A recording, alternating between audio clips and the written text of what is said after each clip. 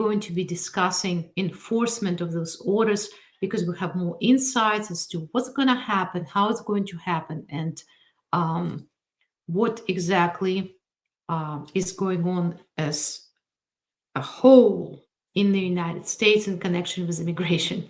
So thank you very much for joining. Please like, share this stream, ask questions.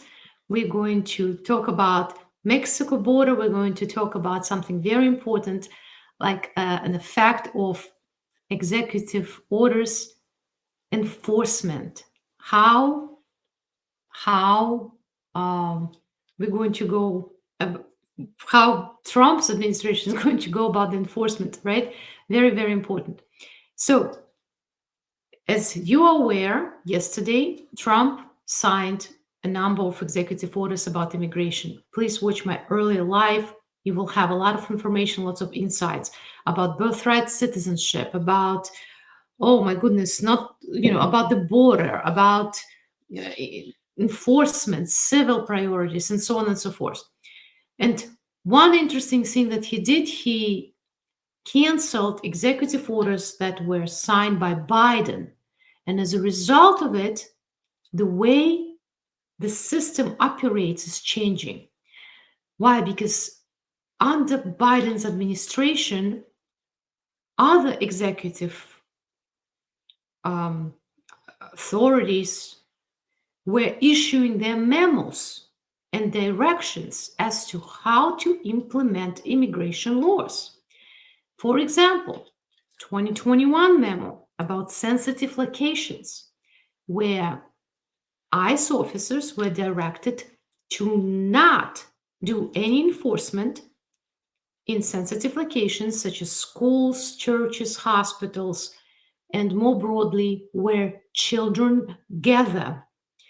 Playgrounds, bus stops, public transportation stops next to schools where children gather. So it was in 2021 under Biden. This memo was issued by ICE DHS officials. That is canceled now. This is over. It means that now, coupled with the fact that ICE is given green light to perform, not only green light, they're directed to perform civil and criminal enforcement whenever possible, they're not going to be stopped by so-called sensitive locations, all right? Instead, President Trump said, use common sense. Common sense, whether or not you're going to arrest somebody in front of a group of kids, use common sense. So that's what happened. It means that for ICE, it's no longer a problem to follow you to school, church, hospital, where children gather, university. Now, this being said, you need to know a couple of interesting things. If ICE would like to enter what's called a private property, they cannot do so without a special warrant. Warrants that ICE may have may be of two different kinds. An administrative warrant signed by ICE supervisor, or a judicial warrant. If there is a judicial warrant, then the private place, school, for example, or hospital, must comply. They will have to allow ICE to proceed. Without that, ICE may still forcefully enter certain locations, but under very limited circumstances. For example, if for example, they see that the crime is being committed and they have to pursue, they have to grab the person before they escape, and there is a public safety issues, there is a national security issue, so they will still be able to enter, but it has to be an extraordinary event, all right? Typically speaking, they will not be able to enter private location, your house, a school, dwelling of some sort, without consent, or unless they have a judicial warrant. But here is something important that you need to know. is that very often ICE uses tricks, ruses, to enter someone's house, for example. They're not going to knock at your door and say, hey, we're here to arrest you, we're ICE police. No, they're going to say that they're a pizza delivery man or they're local police officer. And it's allowed. They can do that. Okay? So it means that you shouldn't be opening the door to anybody. If you would like, you're afraid that you may be subject to enforcement. That's a general advice. If they do have a judicial warrant, you will have to open that door, right? That's a big difference. So not only you have to be calm, you have to be smart. You have to understand what is it that you're going to be looking for if they are presenting a warrant. That's how the enforcement, I believe, is going to start. They're going to have lists of people who already have orders of removal, and perhaps today they didn't start it just because, as I told you, you have to get prepared. All right, you have to have those lists ready. You have to verify the addresses. And once they have that information, it will be easy for them to start the enforcement operations by going to specific addresses where the person works or where the person lives. And I do not know, maybe today they were all day signing those warrants. I have no idea. I don't have this information. And of course, nobody is going to share it. Why? Because Tom Homan, what we call Trump border czar, said that, well, since the information leaked and there is no element of surprise for the enforcement, it's not going to be done today because it was announced and everybody knew and everybody got prepared, right? So that's why today we didn't hear about mass arrests, mass deportations, not because they gave up their plans. As you see, Trump is true to his word. On day one, he started signing those orders, right? It's all because people got a little bit more prepared. And now ICE is going to wait just for a better timing where you're going to be more relaxed or less prepared, less tense, and it will be easier for them to accomplish what they want to accomplish. This is what is happening with the enforcement.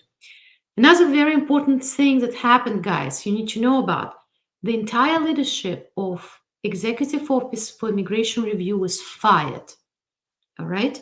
The main people who controlled immigration courts and set priorities as to how immigration courts are working were let go. I don't know who the replacements are going to be, but the fact is that the way courts are operating is going to change. If I had to guess how it's going to change, I would say that Trump is going to pressure judges to issue more and more orders and work faster. And one way to do that is to focus on denials. We all know that to deny a case, it's much faster for them than to approve a case, right? Especially if your job is at stake. So you need to understand that. You need to remember that. When you ask your lawyer, can I speed up my case right now? Right now is not the time to be speeding up any cases. Just keep that in mind, okay? Just keep it in mind. So this is very, very important to know. So previous executive orders issued by Biden were canceled. Leadership of Executive Office of Immigration Review changed. And no more sensitive locations, guys. These are the updates for tonight. If you would like to ask me any questions about what's happening right now, I will be happy to share anything that I know. A number of lawsuits were filed by people against executive order for addressing or eliminating birthright citizenship. However, I'm afraid that those lawsuits are going to be dismissed. For right now, there are no people who suffered injuries as a result of those executive actions. So it's all a speculation as to what's going to happen. We need to know that. Why? Because this is a premature lawsuit also means that Trump administration is going to have more time to avoid legal challenge. It's not necessarily the best way to handle things, but of course everybody is very anxious. Public gets calmer, I guess, when they know that somebody is on their side, is going to defend them, right? But at the same time, from a legal point of view, from a strategy, it's not necessarily a good thing to try to file a lawsuit before there is anybody affected by executive action. Maybe I'm wrong. We're going to see what's going to happen, right? Now, if you guys have questions, I'll be happy to answer them. Again, in the morning, I covered in more detail as to what lawsuits, what executive actions were passed, what they were about, and how they're going to affect everybody. All right. Hi, Amir. Sally, I applied for a refugee travel document and they did a fingerprint last month. How long do you think it's going to take to get a travel document? 8 months. You will have to wait at least to hear back from immigration as to the status of your travel document, right? Hi, Houseman. My question is regarding U visa, which I'm from 2017 EAD received in 2022. When could I expect the U visa? I do not know. How do you know that your visa is going to be granted? Did you receive the pre-approval? Because of some cases I filed in 2020, I already received the pre-approvals where they say that they would have issued the visa, but the numbers were exhausted. So if that's what you received, it means you will have to wait for your you have to wait your turn. All right. And I don't know how long it may wait, how long it may take, but you have to understand the work permit that you receive, guys, while you're waiting for the benefit is not a guarantee of you later receiving the actual U visa approval. All right. You need to understand that. Hi. Okay, not reading your nickname out loud. Do you think they would deport anyone to countries where there are wars going on, like Russia? To some countries, yes. Not Russia itself, even though it's a state of war with Ukraine, on the territory of Russia, there are no military action. So people have been deported to Russia. Yes, they definitely will be. They will be enforcing the deportation orders and sending people back. That's correct. All right. Let me see. I adjusted my status using I-601 waiver, deportable crime involving moral turpitude. Am I safe? Or if it was to be a part in deportation, can I use 212H standalone hand pink waiving? All right. So if you adjusted your status and you use the waiver to waive inadmissibility, you should be fine. You should not be placed in deportation proceedings based on that particular offense. Okay, you're done. Once the waiver is granted, it was cleared up from your record. I mean, it's still in your record, but you were forgiven for what happened. So you should be all right. Okay. I'm going to take some questions from Facebook, guys. Thank you very much. Don't forget to send stars. Thank you, Carlo, very much.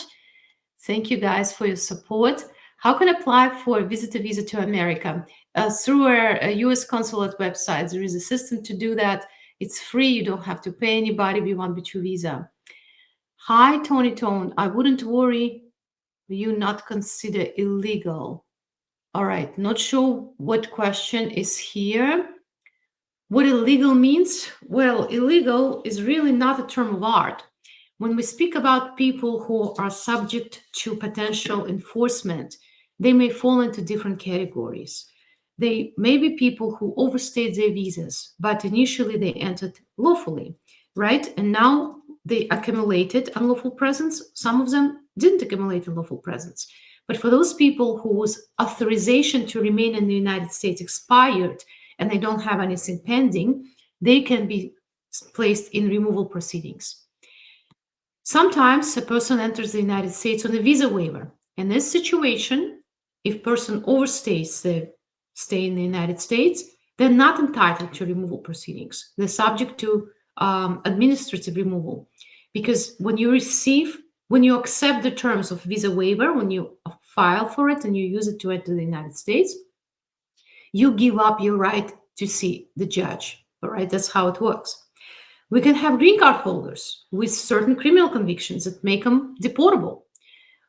Sometimes we even can have people who already gotten citizenship, but they received it unlawfully. So the range of people who may be subjected to enforcement is huge. For that reason, knowing that, Trump's administration stated several times that they will be focusing their efforts on the easiest targets first. Who are those targets? That would be people with existing orders of removal. That would be people with criminal convictions. Why are they the easiest targets? Because people with existing orders of removal already went through the system, right? They basically, if you fail to depart after the final order of removal, you are also committing a crime in the United States. That's the law, right? If you have criminal conviction, if it's an aggravated felony, you're an easy target, you're subject to administrative removal proceedings, special removal proceedings. Even if they place you in regular removal proceedings, you're subject to mandatory detention, you cannot be released. Chances are you are being deported, all right, if you have aggravated felony. So that's how it's going to play out. That's who they're going to go after first. It will be effective, it will be grand. It's easy to show that they're true to their word when they target those people. Right? So just common sense. That's what's going to happen. Let me take some questions from TikTok. Thank you guys very much for your hearts. Tons of questions. Thank you, Rashid, for the roses. Thank you very much. Can a green card holder be deported if they have restraining orders? If a green card holder is guilty of domestic violence, that's the result of the restraining order, yes. Domestic violence is a deportable offense. Now, domestic violence is not necessarily a crime of domestic violence, even though some states do have a crime of domestic violence. What makes domestic violence is the relationship between the offender and the victim. It can be assault, but if you assault a member of your family or your dwelling, it becomes domestic violence. So technically, yes. How likely it's going to happen? Not sure. It depends. If the person, again, if somebody brings this order of protection to the ISIS attention, chances are the person may be picked up and placed in deportation proceedings, yes. What about a T visa? T visas are okay for now. Did the people who have such case pending still at risk? I don't think so, guys, no. Such case pending, it means that under the law, USCIS has to make a decision on your case within 180 days, all right? I think that it's going to take longer for the judge to order you deported, so I think you'll be fine, okay? Hi, Farjana. My friend has asylum and work permit and employment authorization. Will he get deported? I think your friend has asylum pending, right, and a work permit. Will they be deported? Not until the judge orders them to be deported, all right? Anybody in the United States who doesn't have a problem of aggravated felony, doesn't have a problem of being placed in reinstatement of removal proceedings or entered on a visa waiver has a right to see a judge in the United States before they're ordered deported. So I think your friend will be all right. I mean, if they lose the deportation case, then of course they will be deported. Okay. Hi, the landmen. They are illegal. They're breaking the law. Interestingly, unlawful presence by somebody who overstayed their visa is not breaking criminal law, right? It's just an immigration violation. If you, however, remain in the United States after the final order of removal issued against you, then it may elevate to criminal responsibility.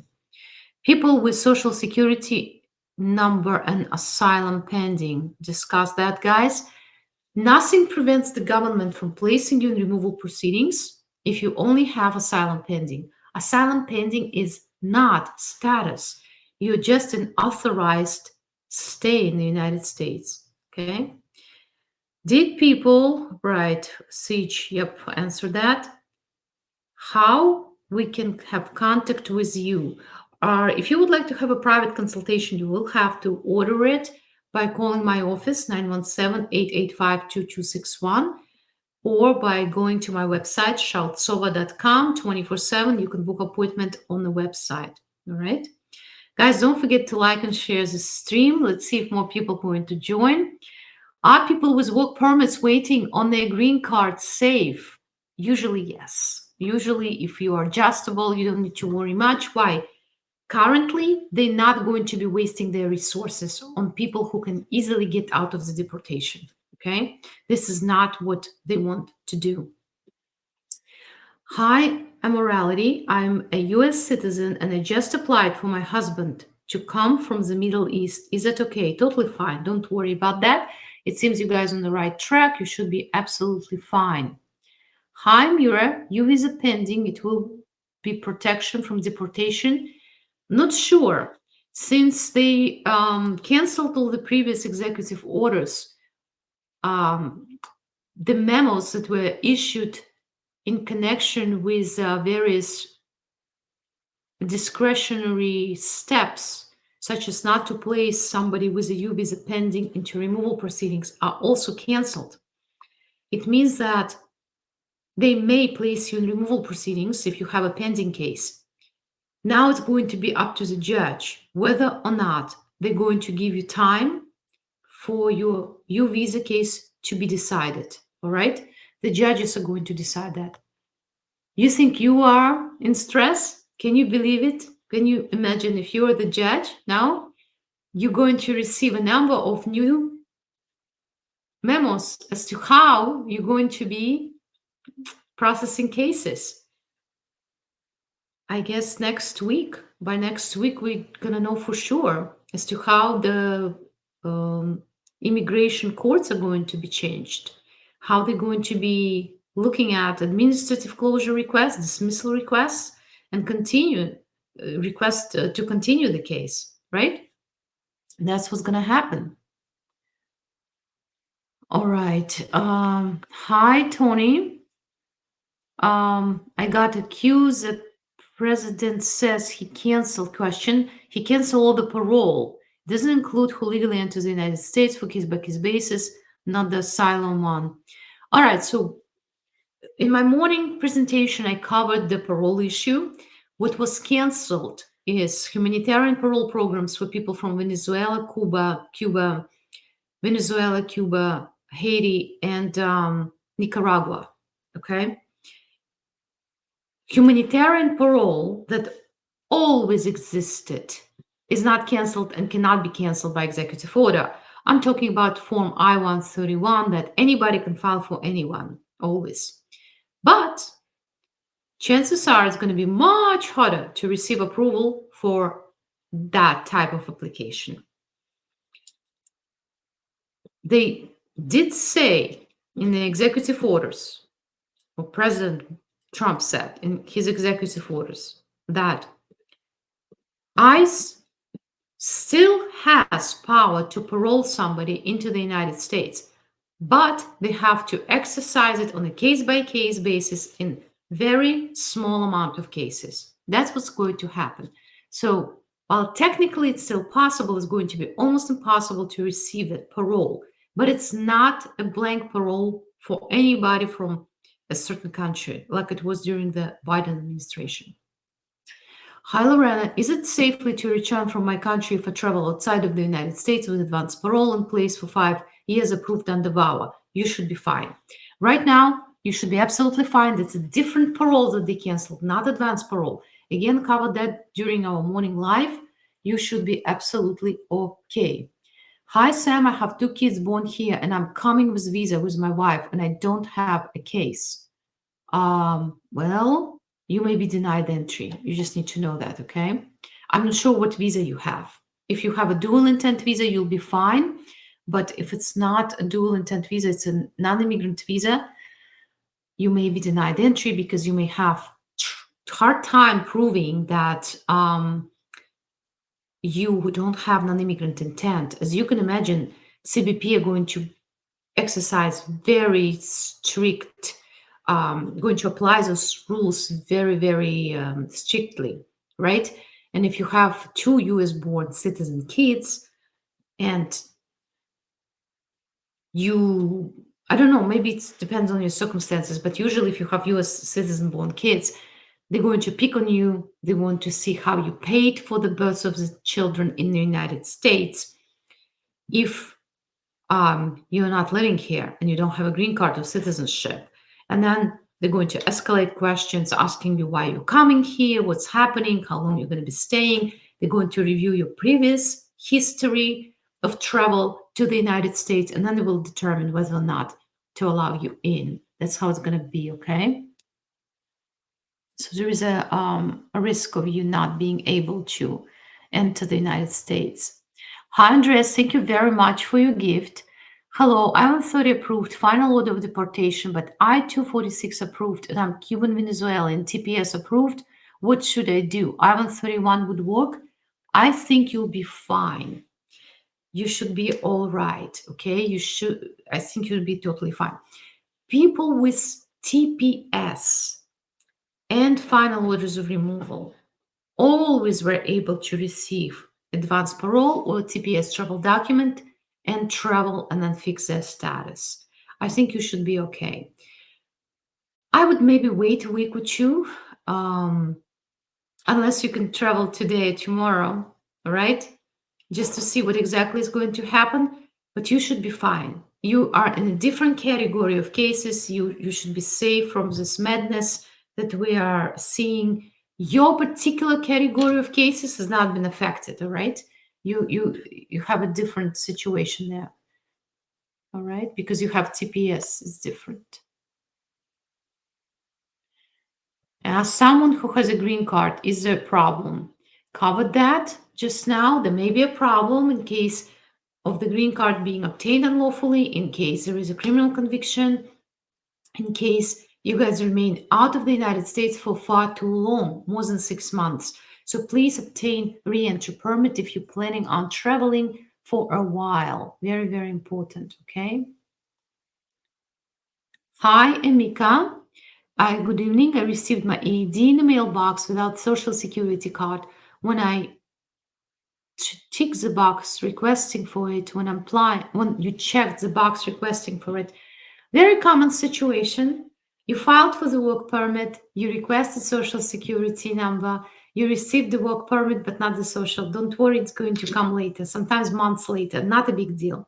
If it doesn't come within the next 30 to 60 days, just go to Social Security office and ask them to issue a new Social Security card for you. Hi, Rodeline, my mom is still waiting for adjustment of status. Her medical was submitted last October 2023. And until now, we're still waiting for the decision. Is it usual? No, it's not usual. If it was in 2023 that you submitted, not 2024, you have to contact your senator asking for assistance on the case, right? It's a little bit too long. It's more than a year now, all right? Yes, okay. High diplomacy, again, please, removable procedure. Did you have another system I can change? All right. Please let me know what your question is. Not sure, guys. Let me see. Thank you, Carlo, very much for your stars. Can I travel outside of the United States with advance parole? Guys, right now, it's totally safe to travel with advance parole. I met with the CBP officers last week as a part of the big meeting organized by American Immigration Lawyers Association. And they confirmed that if you have advance parole, which is valid, you will be allowed to enter back unless you commit a crime or the crime was committed prior to you leaving the United States, then they may not allow you to enter the United States, or the status or application based on which you received advance parole is denied, right? Otherwise, you should be fine, safe to travel. Don't worry about that. Hi, Papi, filed I-130 and I-45s and placed in removal procedure after 9 months. Will I-130 be approved along with I-45? I-130 is being adjudicated by USCIS, but once you're placed in removal proceedings, only the court has jurisdiction over your I-45, unless you are an arriving alien. So most likely, if you are not an arriving alien, you'll have to refile your I-45 with the judge, right? That's how it works. A little bit complicated. Guys, thank you very much for your stars and hearts. Please like and share this stream. Help my channels grow. I do appreciate all your efforts, and thank you very much for your participation. Don't forget to say hello. If you haven't, don't forget to, if you have not done so, don't forget to please, don't forget to subscribe to my channels. I have some guests trying to enter my life, and guys, I will have to block you because you're disturbing the entire life. Please don't do that. I'm not accepting any guests at this time. All right. Please understand that. And so if you're going to continue trying to enter my life on TikTok, I will have to kick you out. Let's not do that. You're welcome, Lorena. I need to make an appointment with you. Hi, Lihua. Absolutely. Please call my office during the daytime. Guys are picking up the phone calls. I have a number of secretaries who's going to help you to arrange for that meeting. If you would like to meet me in person, I do have in-person appointments. If you would like to have the online meeting, we can do that too. All right.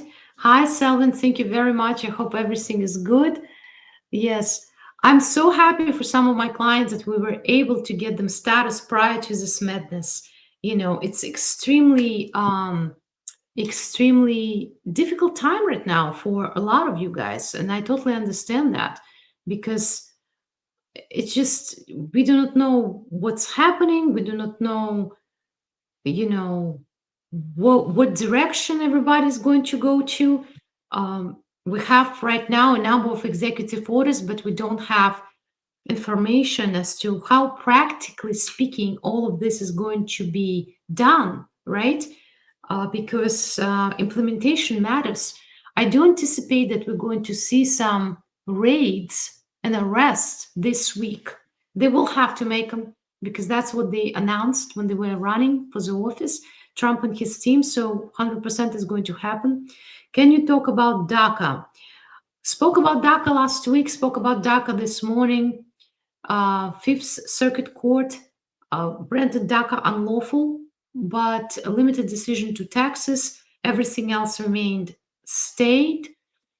Now, will there be an appeal? Was this administration for sure not going to be appealing anything? I don't think so. Other plaintiffs, other defendants, who do we have there? There were like somebody who intervened in a lawsuit. They may bring the appeal, and we're going to see what's going to happen with that. But I think everybody right now is so busy trying to digest these executive orders and to see what's going to happen, right? Everybody's so busy that I don't even anticipate them focusing on any other pieces of litigation, not this week. What about if I married the person who crossed the border and I'm a US citizen? This person has to consult with an attorney and see if they can use I-601A waiver before it's too late. I-601A waiver is a great tool for somebody to receive permanent residency in the United States. They will have to leave the United States and enter back with a visa, but it's possible, all right? How can one get green card without I-94, no asylum court date? If you don't have I-94, perhaps it means that you entered without inspection. If that's the case, there are certain applications that you can still file in the United States. It's still possible. I have a great video about this. Thank you very much, Fajar. I have a great video about this on my YouTube channel, easy to find, that you may still get status despite unlawful entry. How? You can qualify for asylum, VAWA, T visa, U visa, 245I in exception in certain situations. Generally speaking, regular adjustment based on marriage to a US citizen is not going to work in this situation. All right. if you have a permanent resident but your green card expires, file for the green card extension. Now it can be done online, guys. Don't wait. File right away. You do realize that entering country illegally is illegal, correct? Yes, entering the United States illegally is actually a crime. But what happens here is that the prosecutor has to bring charges against you, right? If the prosecutor doesn't bring charges, then you're not being charged criminally. Now, the new executive orders make it a priority for the enforcement, all right? They make it a priority that basically they're trying to make it that everybody who enters without inspection will be prosecuted, right? I-131 travel document waiting, okay? Hi, did I have to rush to apply passport for kids who have birth certificates? Don't worry. Your kids who are born in the United States already are not affected by this executive order. If somehow there will be, whether or not you're going to get passport doesn't matter, you do understand that. But for your own sake and for your own peace of mind, go ahead, get the passport, all right? The order that they issued about birthright concerns kids who will be born 30 days from the order. I personally do not believe that Trump is going to win this one, okay? I don't think so. And anything can happen. I don't think so. Why? 14th Amendment of the Constitution, plus previous court decisions. It's, too much to chew just for a person who may say that they don't like immigrants and so on and so forth. But there are things that unite every American is the Constitution. If you see that somebody violates the Constitution, if they attack the Constitution, every American is going to say, no, we don't want that. There is a group that believe that Trump is of right to change the birthright for some people. But his interpretation of the law is way out of any reasonable reading. We'll see what's going to happen. But I don't believe that's actually ever going to become the reality, what he's doing. He's been talking about these anchor babies for a while, and his supporters were talking about the anchor babies for a while. So now, of course, he's trying to do something to make it look like he's true to his word. But why he gave 30 days for the executive order to become in effect? So that people are prepared. You understand? So I wouldn't necessarily worry much about that. But if you want to take passport, it's always a good idea to have a passport for your kid, right? Let me see. I came from Pakistan with 1-year immigrant visa. What I need to do for my social security and a green card? I don't think you can get social security and a green card. Oh, immigrant visa. Hold on a second. If you came with an immigrant visa, you were supposed to receive a green card and social automatically. Not sure what happened there. All right, why don't you check with your attorney as to what's happening? If you enter the United States on the immigrant visa, not non-immigrant visa, immigrant visa, you're paying the green card fee. And these days, when you file for the immigrant visa, form DS-260, you ask for the social security already. And it should be issued to you. So not sure what happened there, all right? You're supposed to have it. What changes will be made with Welcome Corps? That canceled, guys. Forget about the Welcome Corps. That's it. That's done. They even canceled, or for now, paused regular resettlement program. What do you think is going to happen with Welcome Corps? That's a history. That's it. It's not gonna happen anymore. Unfortunately, it's not gonna happen. I think it's a great idea, but not gonna happen. Baby who will be born in the United States from green card mom is not going to have citizenship. Oh no, it says that if you're a green card holder, the baby will be a citizen. Again, don't worry much about this stuff. I don't think they're going to change that anytime soon. But what the birthright citizenship executive order says is this: if the baby is born from both parents who are unlawful, no citizenship. If mom is in lawful status and dad is unlawful, no citizenship. But then there is blank. What if mom doesn't have the father who she can identify? I don't know. It does say that if parents are green card holders, the baby is a citizen. So it's like there are more questions. There are more questions and answers in that executive order. All right. Okay. All right, guys. Now, let me know if you have more questions because it's kind of getting late and we need to wake up tomorrow and see what's going to happen, right? Hi, Dead Cell. You guys have the best nicknames. My boyfriend is Russian, I guess. He works and pays taxes. He applied for asylum over 2 years ago. We are in New York. Is he at risk of being deported? I'm really worried. Anybody who doesn't have a green card or citizenship or lawful status is at risk of being deported. Now, it seems that the boyfriend has asylum pending. For government to deport somebody like that, they have to place them in removal proceedings. And in removal proceedings, the person is going to be able to renew the application for asylum. So unless he's going to lose his asylum case in front of a judge, he should be okay, all right? He's going to have a chance. Hi, Jefferson, thank you very much for your gift. What do I do when the immigration denies my I-45 case and puts me in removal process? It depends on your options in terms of defense from removal. On this channel, on the YouTube channel, I have a great video about how to defend yourself from deportation, right?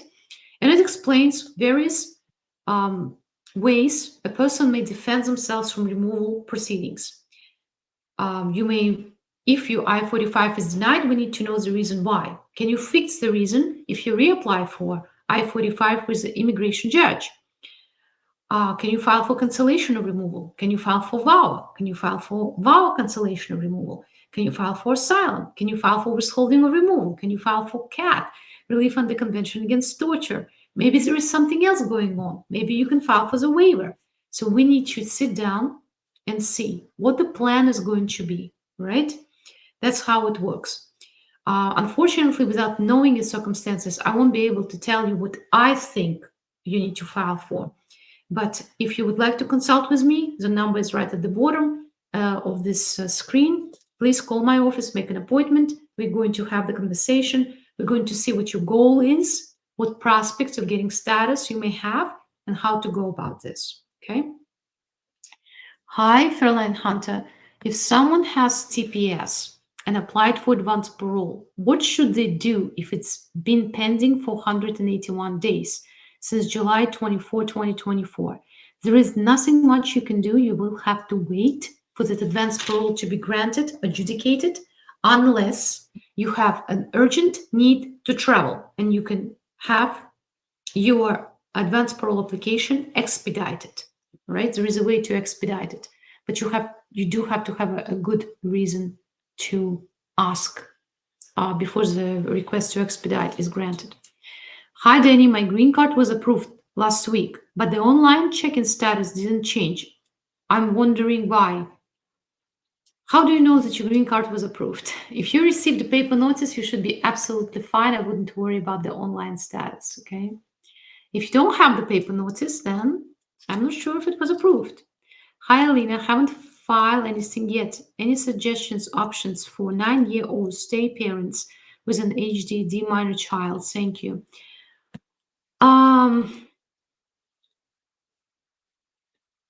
People who live in the United States for 10 years and are people of good moral character, and they do have a child with health issues, if they are placed in removal proceedings, they may file for cancellation or removal.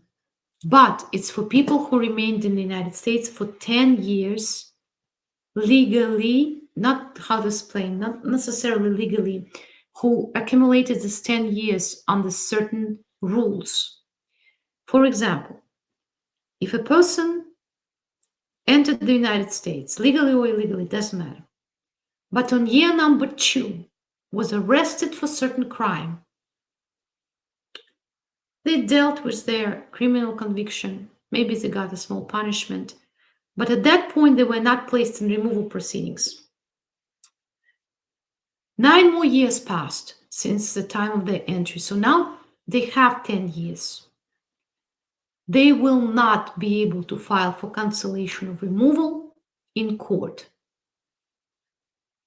despite the fact that physically they've been present in the United States for 10 years.